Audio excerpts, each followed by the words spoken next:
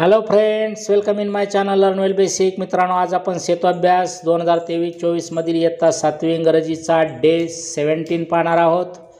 Day 17 activity 17 tenses past, present and future. विद्यार्थी मित्रांनो, इयत्ता 7वी इंग्रजी सेतू अभ्यास तसेच इयत्ता 7वी इंग्रजीच्या सर्व ॲक्टिव्हिटीज व ग्रामरचे व्हिडिओज पाहण्यासाठी या चॅनलला नक्की सबस्क्राईब करा. टेन्सेस काळ, पास्ट भूतकाळ, प्रेझेंट वर्तमानकाळ अँड फ्युचर व भविष्यकाळ. तर लर्निंग आउटकम्स या ठिकाणी काय दिले आहेत पहा. Uses simple tense forms, identifies and uses verbs, main or auxiliary or transitive or intransitive or singular and plural forms. Learning activity किंवा एक्सपिरियन्स अध्ययन अनुभव काय आहे पहा. Teacher explains information about tenses.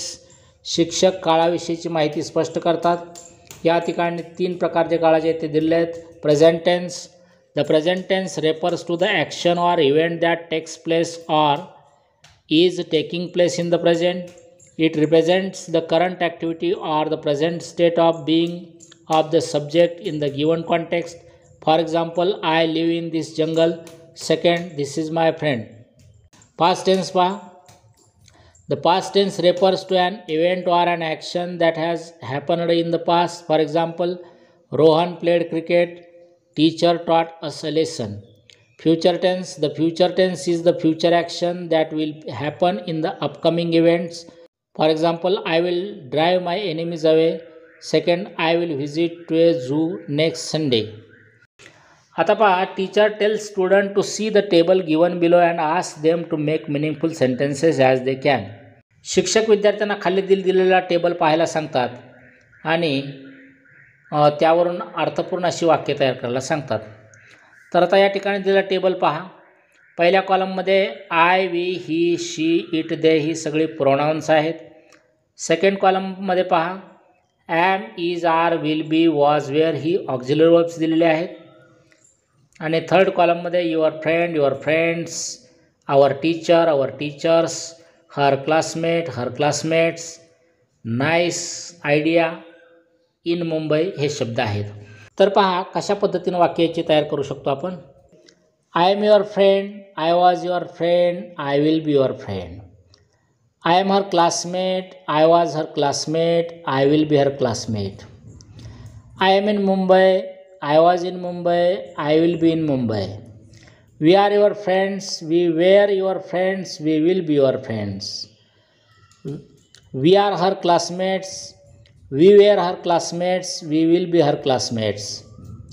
We are in Mumbai, we were in Mumbai, we will be in Mumbai. He is your friend, he was your friend, he will be your friend. He is our teacher, he was our teacher, he will be our teacher. He is her classmate, he was her classmate, he will be her classmate. She is your friend, she was your friend, she will be your friend. She is her teacher, she was her teacher, she will be her teacher. She is her classmate, she was her classmate, she will be her classmate. She is in Mumbai, she was in Mumbai, she will be in Mumbai. It is nice idea, it was nice idea, it will be nice idea. They are your friends, they were your friends, they will be your friends. They are our teachers, they were our teachers, they will be our teachers.